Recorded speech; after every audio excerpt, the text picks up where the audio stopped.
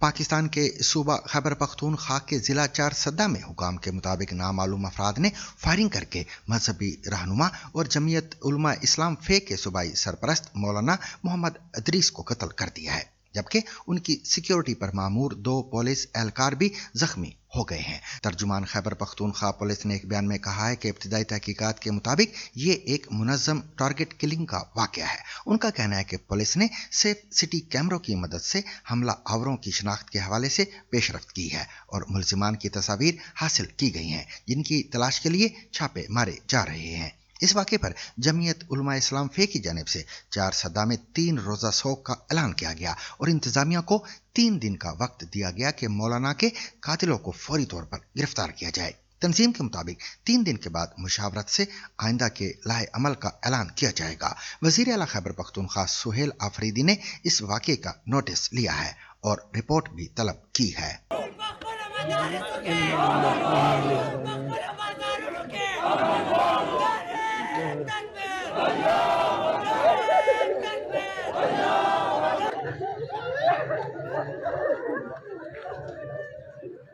न मालूम कि उलमाए किराम को क्यों टारगेट किया जाता है। हम तो मुल्क के रियासत के खैरख्वाह हैं, हम तो इस मुल्क के ज़ख्मी होने पर अफसरदा होते हैं।